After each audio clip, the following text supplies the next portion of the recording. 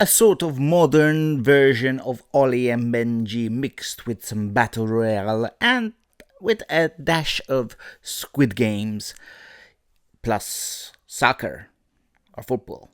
Yes, today we're talking about Blue Lock. Let's go.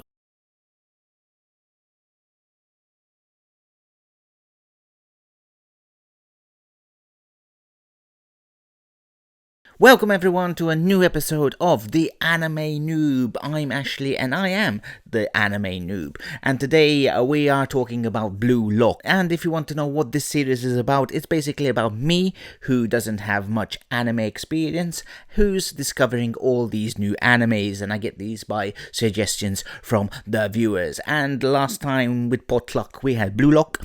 And so let's just get into it. As always, I'm the first part of the episode is me going through the first 4 episodes, giving you a little bit of a breakdown, because that's what I do here on the Anime Noob. I don't watch the whole season, I watch the first 4 episodes, and then from these first episodes I review them, I analyze them, I think if I like them, if I didn't, and then at the end I give you my conclusion to say, yes, I want to continue watching this, or no, this, and I have something on my head, no, this anime is not for me. So let's get in with the recap of the first 4 episodes of Blue Lock. So episode 1 starts off with a football match going around. It seems to be a qualification to advance to a knockout phase or state championships or that. And we get to meet our hero, who's Izagi. One second, you know me and guys' names. Izagi,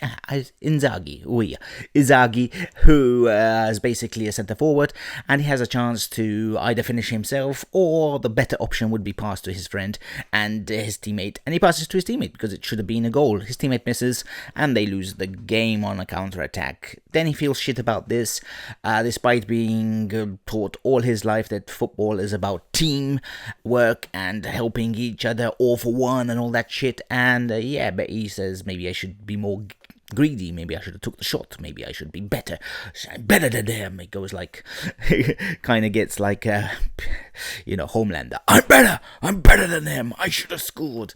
So and then he goes home depressed and that, and realize he gets invited to this football academy thing organized by the Japanese Federation, and he goes there, and he finds out that there's 300 other players there, and what's funny is that they're all strikers. He also meets the guy who beat him in the qualifying match, who's supposed to be one of the best talents of Japan, upcoming talents for Japanese football, because this is based in Japan and it's about Japanese football, just the basis of it. And then out comes Jimpano Ego, on the nose. His name is Ego, and he tells them that being a striker is all about ego. It's all about being the best of the best, and that's why all these 300 players are strikers. And Japan is set up this program, this new training facility, where it's taking these 300 young kids and giving them a chance to become the best striker in the world, because Japan needs a striker, it needs a finisher, it needs a goal scorer, and that's what's lacking. But you need to be egoistic, you don't need to care about your teammates and all that. He gives them the option to leave. No one leaves because they all want to prove they're the best, and they all he says they have a chance of representing Japan and all that stuff. So they all go in. Basically Izagi is the one that straight away goes in, because obviously he's still pissed off about passing to his teammate, so he decides, it's my time to shine. So basically they go into this area, this department, this secret location where they're gonna be set up. 12 of them get stuck into a room, they all get split up in 12 different rooms, and and then suddenly he goes back again and says, hey guys, play tag. Whoever's the last person to be tagged gets kicked out. He also tells them that before he starts, he says, since you've joined this, which is something he might have told them before they joined, which is kind of a dick move, but what do you expect by someone called Ego, that if you get knocked out, you can no longer even if you turn out to be Ronaldo or Messi, you cannot play for Japan. So that's kind of pissed off. So that's put their career on the whole, their life and death situation kicks in, and they play this tag, this game of tag, bouncing the ball around and that. It comes to our hero Izagi, and he decides he has an option to kick it at the weakest member, but he says, to prove myself, I need to kick it at the fastest, the best player. So he kicks it at the guy who beat him in the last game, and who's supposed to be Japan's greatest talent, and time's up. So it ends there. So will he be eliminated? On to episode 2. Episode 2 follows up on that, where we get the aftermath of that, and he says, yes, basically you're screwed. You were the last person out, and you're out. Bye-bye. Fuck off. Basically, lock off, he says, which I like. It's kind of like a fuck off, but lock off. So yeah, he says you're out, and he gets all pissed off. He says this is stupid. It was a game of tag, and then Ego starts explaining like their area where they live is the size of a penalty area in a football game, and you need to have reflexes, and that's why I'm doing all these different tests. You had 2 seconds on the clock when you got hit by the ball. All you had to do, if your reflexes were better and you were a better striker, you would have time to kick the ball at someone else. And yeah, so basically he gets kicked out, pissed off, his career over as far as Japanese careers go, because I don't think they mentioned that he can play for clubs. I think it's just he can't play for the national team, and their dream is to play for the national team. But so that you can go to Europe and make a shitload of money. But anyway, so yeah, but he can't play for the national team. Then we get a sort of flashback to what happens when they were deciding to do this whole Blue Leg project.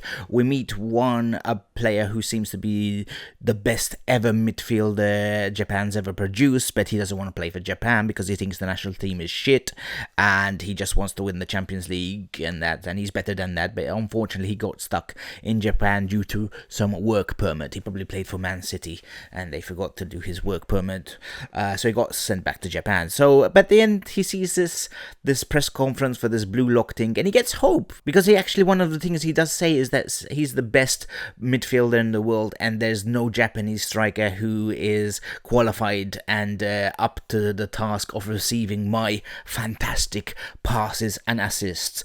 Again, this guy's full of himself, but so he stays around because he wants to see if Japan will produce a striker who will be good enough for him to pass the ball to. Yeah, okay. Anyway, so so then we get more into the Blue Lock. We get to learn that their ranking is, they have numbers on them. It depends what their rank is. Now that every single section, there's lots of different sections because there's 300 people, 300 players, so they've all been in different sections. And we get to, information that they've been, their number on their side is basically their rank of how good they are. And the team decides that they have to play their first match. And he says, how are we going to play a match? We're all attackers. And then Mr. Ego says, hey, that's how football started. Everyone was a striker at the beginning before we had all these labels of defense, midfield and that. So just be strikers, 11 strikers versus 11 strikers, and, yeah, that's gonna be the most entertaining football match around, I suppose. Anyway, so that's how it ends. They go out to their first match. Oh, and also Inzaghi makes sort of a connection with Bakira, who's the weirdo, kind of a weirdo, yeah.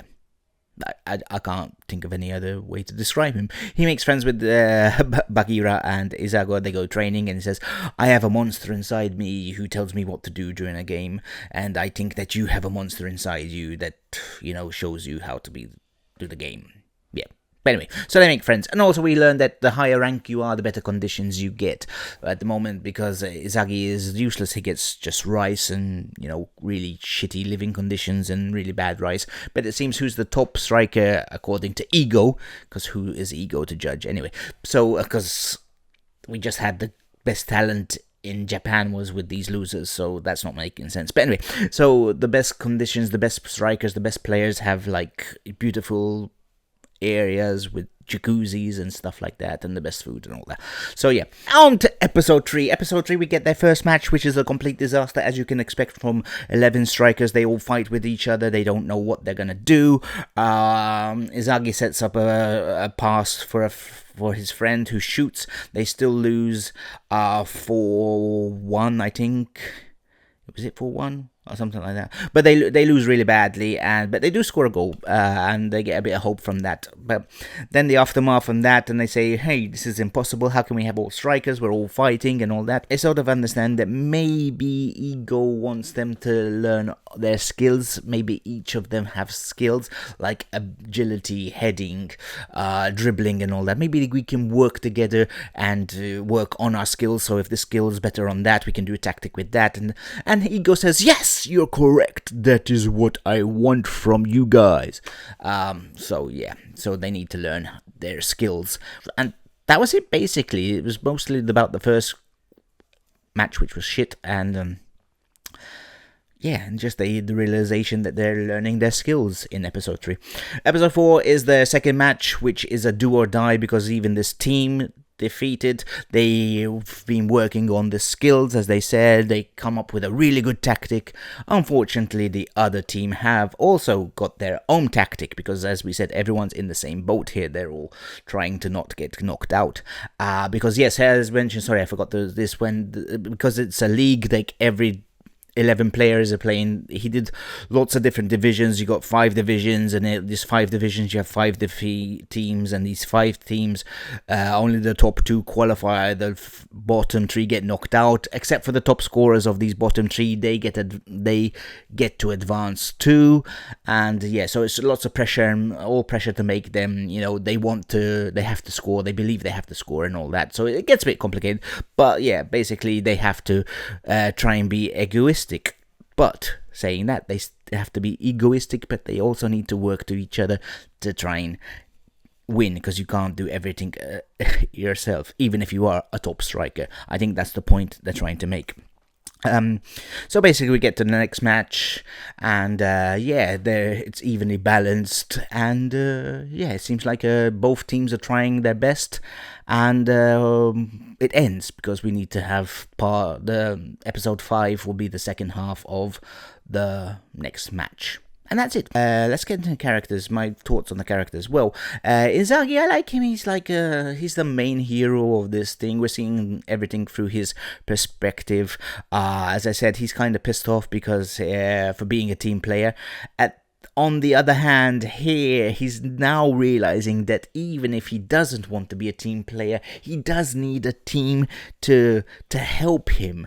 Because yes, you can be greedy, but you still need someone to feed you. You can't just do everything yourself. So yeah, I like that. I like that we get hints that he does have a monster. I don't think the monster's going to be a thing. I think it's just going to be something subconscious that will be his reflexes. He he keeps it a secret what his skill is, because he don't actually knows what his skills were. The others have said they're heading and passing and dribbling. He doesn't know what it is, but I think his skill is football IQ. In fact, it was mentioned right at the start in the first episode. Someone told him, you have a good football IQ. I think that's what it is. I think his skill will be he can see the different plays that's going on and will sort of be a captain more than a striker. I think he's going to be more of a captain, but he has to be a striker, or is he going to get knocked out? But anyway, I don't know. We'll see what's going to go on later on.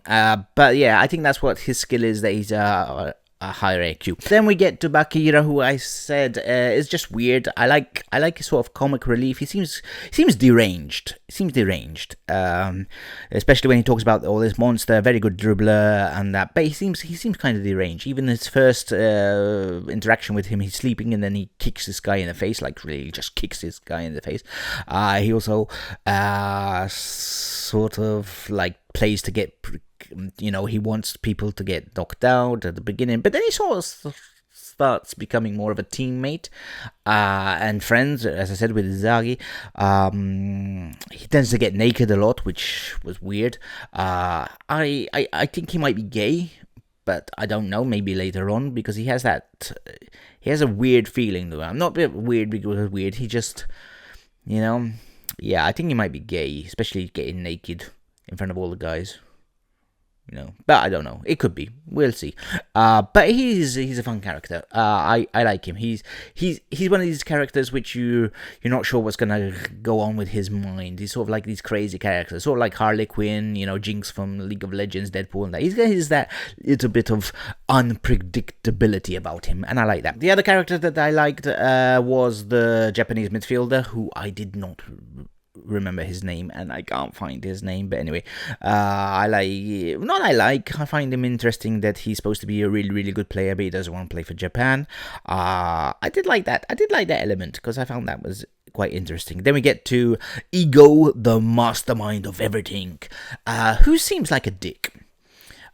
He seems like the dungeon master, the evil villain, I think you would think. But I don't think he's evil. I just think he's focused on the task ahead. I think he's been given a job to produce a fantastic striker, and he's going to do that any means necessary, even by playing his little battle royale Squid Game thing where challenging each other. Unless you do well, you'll get kicked out and all that stuff, and also because your career will be ended. I think that's kind of harsh, but yeah, we don't know a lot about him.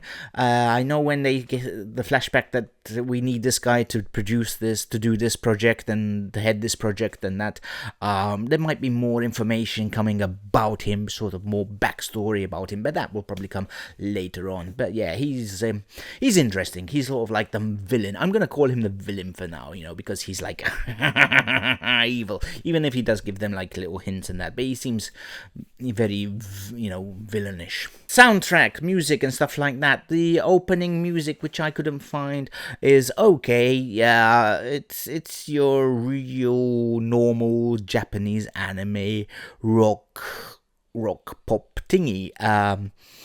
Nothing special. I don't really like it. I'm gonna be honest. It's when I talked about Kaijo number 8 and Konosuba and that, those are songs that I will re-hear, and I don't mind hearing them, and I'll just leave the playing. This time I was quite tempted to every so often just fast forward, because yeah, I didn't really like it. I did like the animation of the intro. I did like the animation, especially when it goes to black and white and you see him, see our hero, our main character, walking over the dead bodies of the other footballers, which it's kind of gross thing, but it's not. They're not actually dead, but he's walking over their bodies, black and white. The mixture of black and white with the colourful of the football, scenes and all that. I like the intro. Animation is good, and I like that it's in the animation style and not 3D or anything like that, or CGI. So I like the animation style. The music, didn't like it that much. End music is soft jazz, nothing special, nothing to write back about, but I'm not a jazz person, so yeah, I'm not really, it's not for me. So the music, all in all, don't really like the music. The music during the episodes, it's okay, it's just your background music, nothing really epic, nothing really interesting, just like I never heard anything where I got like goosebumps or like, ooh, this is gonna, this means something's really, really cool gonna happen. So yeah, I think it's just basic music. Maybe it's me. Maybe you guys love it. If so, let me know in the comments below. Character acting. Yes, I like the character actings. All the character actings are good. I like each character has their own voice, their own traits, their own things, especially when they get mad, when they get angry, when we have a lot of inside monologuing. The inside monologuing is good. So yeah, I think the character work, voice acting is good. Nothing to complain there. Even the dub was good. As you know, I watch sub and dub. I watched 2 episodes sub and 2 episodes dub. The switch between them was good. Maybe in the dub they don't really sound like teenagers, don't like that. They sound a bit more adulted, but that's sort of the same when it comes to My Hero Academia and that, so it's a normal thing that happens. But yeah, it's good. I liked it. I don't have any complaints about any of the characters, any of the character voice acting. Animation style is good. It's colorful. It shows the football game decently, as far as I suppose an anime about football can be. The character designs, I like that they all have different characters. You can tell each character from their difference. There's no characters that look alike. Then again, there is one of the two players, Izagi, and one of the other characters has kind of the same hairstyle. Sometimes I found it a bit confusing, just once or twice. Now I'm thinking about it, but most of the others have their characteristics, the different hair colors, the different face styles, and all that. So yeah, I think the animation is good. The football work when they're playing football, I think it's well animated. The kicks, the passes, the runs, and all that.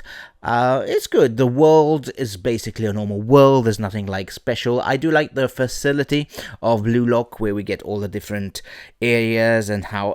Then again, it's kind of plain inside because it actually looks like a prison, which I don't like. But I do like when they animate how it looks on the on the blueprint. The blueprint areas showing how it look cool, but when you're actually inside, it's basically kind of dull.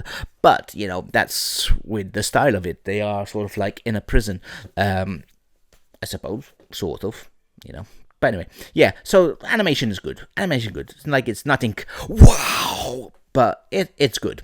So, my likes and dislikes. I like the concept of this. I find it a very interesting concept that they're trying to build or train a supreme striker. I thought that would be interesting. Maybe it might seem something that people would do. Probably not into this extent because it goes kind of deep and kind of like, you know, sci-fi kind of that. But yeah, I did like the concept of this, that they want to help improve Japan by something. It probably would be something that would happen in North Korea more than Japan. But yeah, I do like that they touch on Japan's culture of being nice to each other and helping each other, because we do know that Japanese people have this thing where a team is a team and a unit between them, and they like this stuff, that they need more egoistic players. They need the more Ronaldos and things like that. That's another thing I like. I like that proper, real players are mentioned. We get Cristiano mentioned, we get Messi, we get Eric Cantona, which is surprising. We get Eric Cantona mentioned, we get Pele mentioned as well. So yeah, lots of different. I'm surprised they didn't mention Ibra.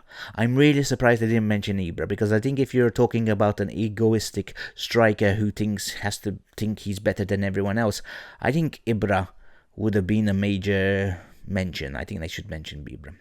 What I do like are the characters as well. As I mentioned, I like they have their own different personalities, the clashes, the bonds that they're joining, the humor between them, and yeah, the characters are not boring. And this is good because we tend to spend a lot of time with these characters with not much happening, so they have to be at least a decent, you know, chemistry between them. Another thing I do like is the extra time after the credits roll. They have this little extra time bits, and it's more of a humorous take on the whole area. We usually get something arguing about food or their training, or his mom complimenting but then not complimenting them. It's very, the extra time bits are hilarious, and probably my favorite bits of the show, because it gets the more humorous side to this, even though it's not a completely serious anime.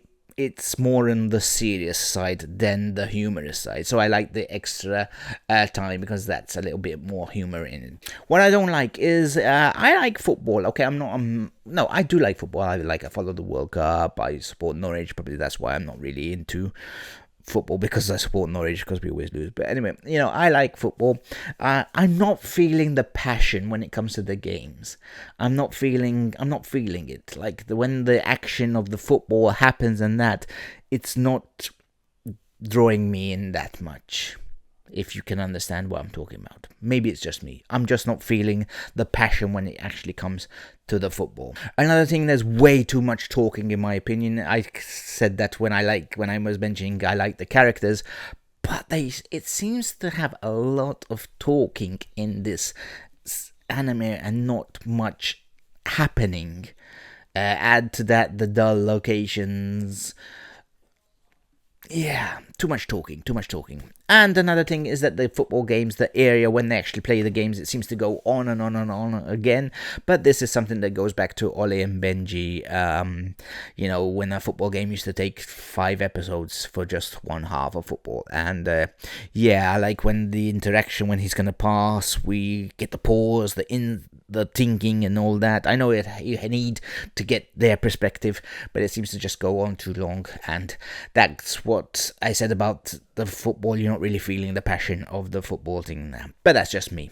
So in conclusion, as far as Blue Lock goes, I'm on the fence. About it. Like, I am curious to see how the last game is going to be, because it actually stopped on a cliffhanger where I actually want to know what's going to happen in that game. I am interested about Ego's background.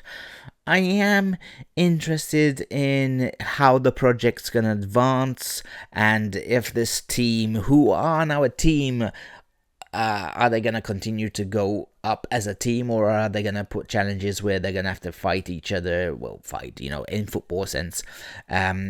So I like if they're going to be that drama. So I have a bit of curiosity about it. So I won't mind watching it.